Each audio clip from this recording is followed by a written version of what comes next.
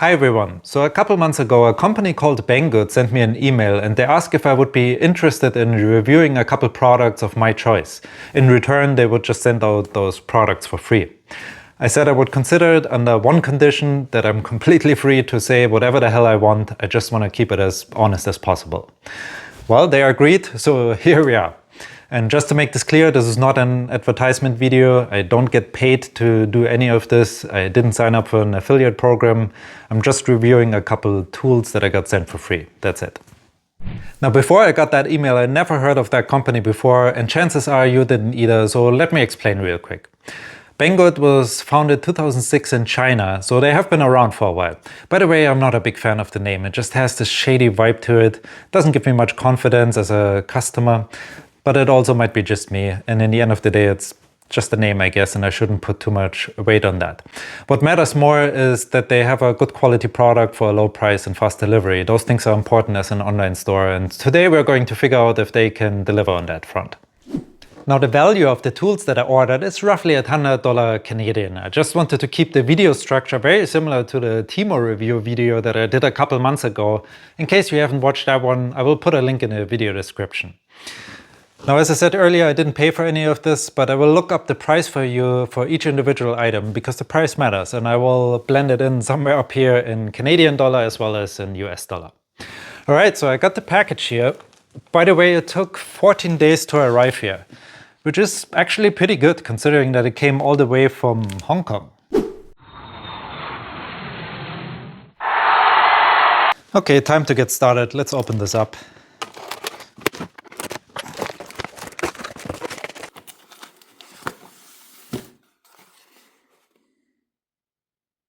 The first product on our list is a Japanese pull saw. I'm a huge fan of those. This one comes with two cutting edges. Most of those kind of saws do one to cut with the grain and one to cut across the grain. It features an SK5 high carbon steel that is very decent tool steel, so that sounds promising. Let's assemble this real quick and put it to the test.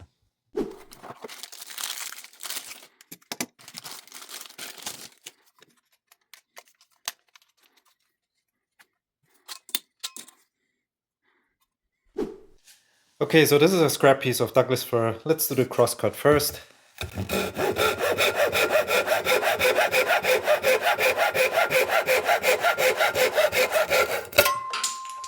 Zero problems here. Let's cut along the grain.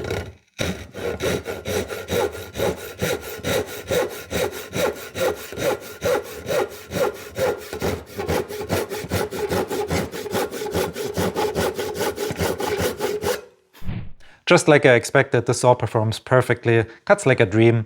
Out of all the low-budget Japanese saws that I owned, and it must have been a dozen in my life, this one actually has the nicest handle. It has like a rubber or a silicone coating. It gives you a really good grip.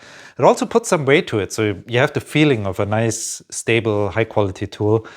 The locking mechanism works like a dream. This is rock solid. There's really nothing to complain there. Right now the saw goes for $16.68. That is a good price. There's only one problem. As so often, this description is misleading. This was clearly advertised as a 10-inch saw with a 12-inch handle, and I just checked my email to make sure that I didn't make a mistake on my end and put in the wrong order. But this blade is only 7-inch, and the handle is not even 10-inch. We're looking at 9 3/4 of an inch. Now, does that mean the saw is a fail? No, not really. It's still a good quality saw for a low price. So it's still a win, but with a little bit of a disappointment attached to it. So next on the list we have a dowel jig. I actually never owned one myself, even though I use dowels quite often.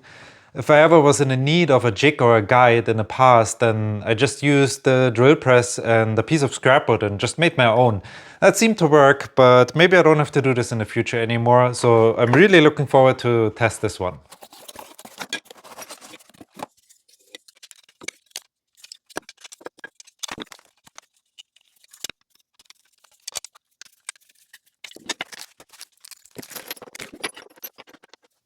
So as you can see here, the jig came with a 6, 8 and 10 millimeter drill bit that fits those holes. So that's pretty nice, but it also came with those collars. And if you use the Allen key to tighten the set screw here, you can control the depth of your hole fairly precisely.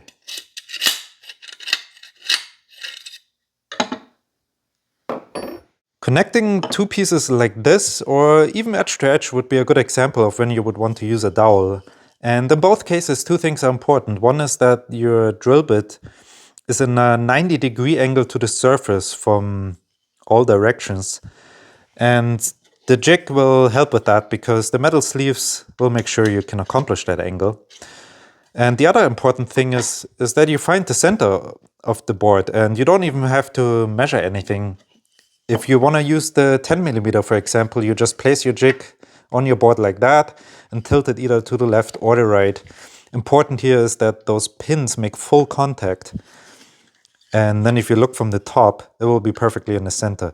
If you want to use the 6mm or the 8mm, you just have to use the pins on the outside like this. And same thing, just make sure they make full contact with the board. And if you look from the top, it will be in the center. Now there's one more scenario, I guess. If you connect two boards like this, it will be easy to find the center for this board, but the hole in that piece will be obviously off center. In that case, you have the fence here and you just have to adjust it accordingly and you should be good. So this thing really can accomplish, I would say, 90% of the joints, of the dowel joints you would use. In the rare case you have an angle or something like that, I just would fall back to my drill press and a piece of scrap wood. But yeah, this jig should see a lot of use in my shop. So let's put it to the test to see if it actually works as intended.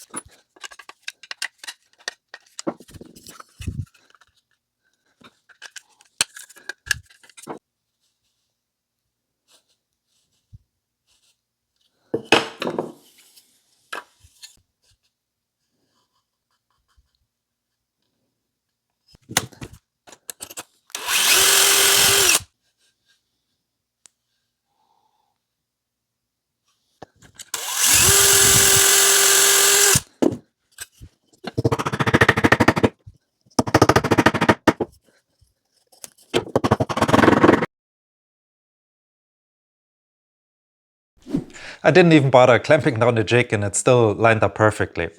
So this kit will definitely help you to accomplish quick and accurate dowel joints. The fence was easy to adjust, and even though the whole thing is made from plastic, it feels really sturdy. I'm sure it will survive every drop from your workbench. Actually, let's prove that. One second. You just witnessed a very scientific stress test. As close to reality as it ever will get. Of course nothing happened because the whole thing is made from ABS. That's a very tough plastic, so it doesn't really come as a surprise. Now, considering that you can buy this whole kit for $11.06, this item is a crystal clear winner. Now, because we're on the topic of using dowels for joinery, I also ordered a kit with 20 dowel center transfer plugs. Let me show you real quick how they work. Now let's imagine you want to transfer the center of those holes to your second workpiece. Now you would just take those plugs. By the way, they come in 6, 8, 10 and 12mm in this kit. This happens to be 6mm here. Just pop them in there and then you line them up with your mark and just give it a little whack. And now you know exactly where you have to drill your hole. If you would use your caliber to measure the diameter, you would notice that they're actually slightly smaller than what they say they are. For example, the 10mm is in reality just 9.7mm. But that is done on purpose. They just want to make sure you have an easy time removing them again and that they don't get stuck in the dowel hole. For the same reason, the upper edge has a slight taper to it, which makes it really easy for your fingertip or even your fingernail to grab them and to get a hold of them so you can pull them out again. The machining on all of them is done pretty well. The nickel plating looks good and feels good. Right now you can buy this kit for $8.26. On Amazon, the exact same kit goes for over 20 bucks, so yeah, the price is pretty darn good. Now, this kit combined with the dowel jig should make the job really easy, so I would say we got ourselves another winner. Next on the list, we have a set of 4 different flush trim router bits.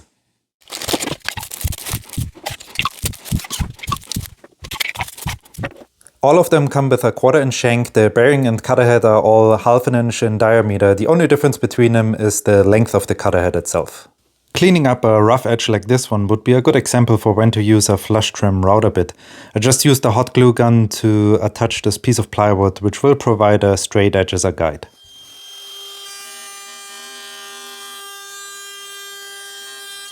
Of course, it doesn't have to be a straight edge. You can copy all kinds of shapes, like this radius, for example.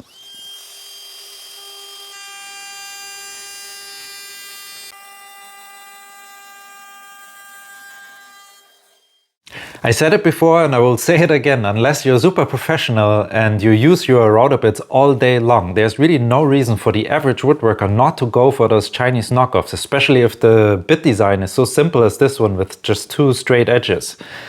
They're just as sharp, they're just as well balanced, they just work great. And right now this set sells for $13.83. I can't even get a single Freud router bit for that price. And I know all the Freud fanboys are going to hate me for saying this, but it's just my opinion based on my experience with dozens of expensive Freud router bits and dozens of Chinese knockoffs. So in my books, this set is definitely another win. But how about a more complicated bit design? Are they still usable? Well, we're about to figure out, because to answer that question I also ordered a finger joint router bit.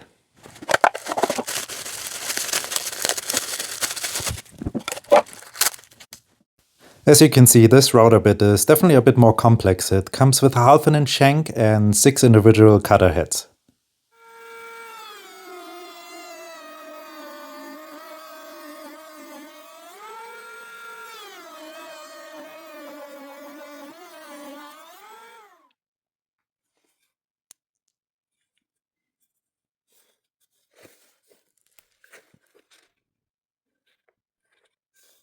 I know, my router setup is terrible. I'm in desperate need of a proper router table and it is on my list for the future. That being said though, I was still able to produce an acceptable finger joint. By the way, I had to take out one of the cutters in order to adjust to the height of the 2x4s that I used. Those kind of finger joint router bits are a little bit more tricky to set up. You definitely will have to use your brain with them. This one came with a whole bunch of spacers in case you have to make some fine adjustments in between them. And right now you can buy this router bit for $20.75. You would have to spend at least 6 times as much if you want a high quality version of this. And don't get me wrong, the quality will be better, but ask yourself this: how often are you really going to use a router bit like this? Every day? Once a week? Once a month? Or even just once a year? And do you think you're going to be able to notice the quality difference? And if so, is it really worth 6 times the price? I'm just gonna leave it like that. For me personally, the board stretcher router bit is definitely another win. Now next on the list, we have a curved chisel.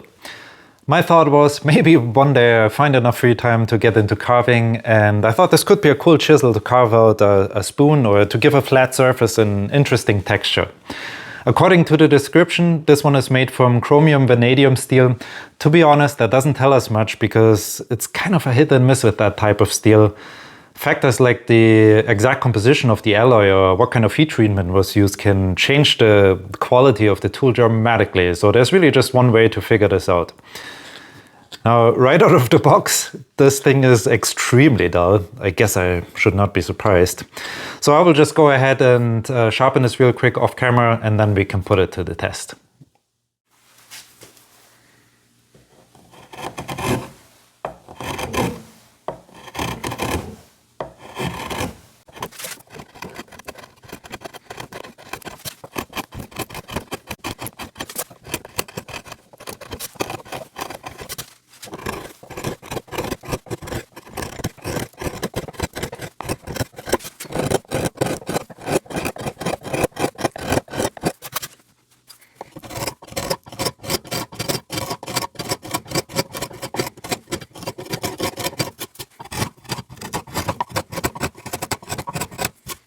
You know what? This is not the worst deal on this planet. I got a nice sharp edge on this.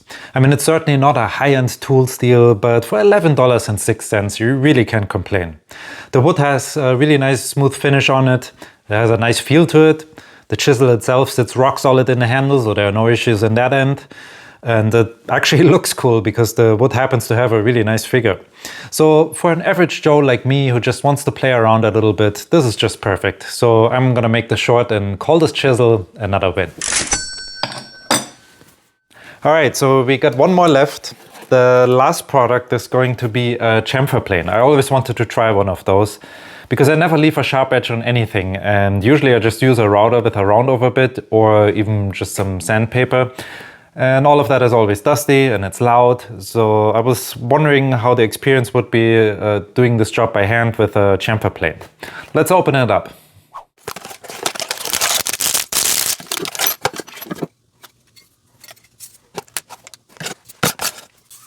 So one thing I just noticed right away, where is the level? The level is missing.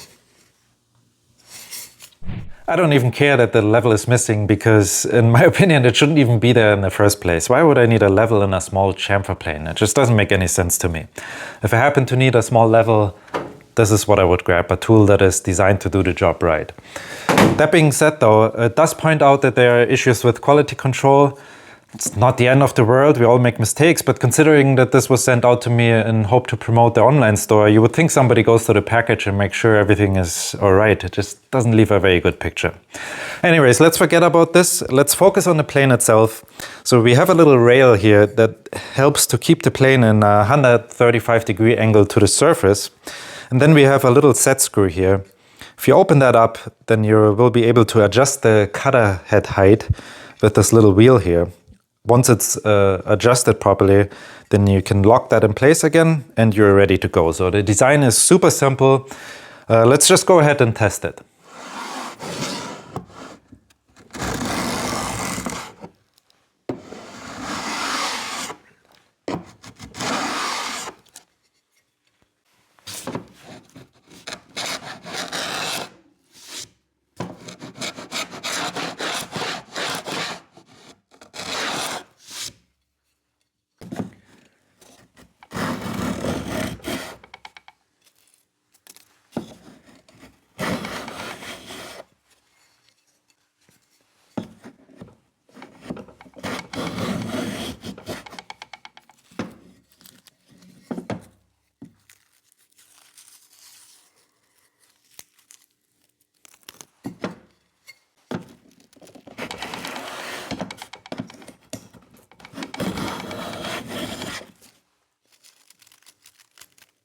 Well, I guess the plane does work as it's supposed to. I got some thin shavings off it.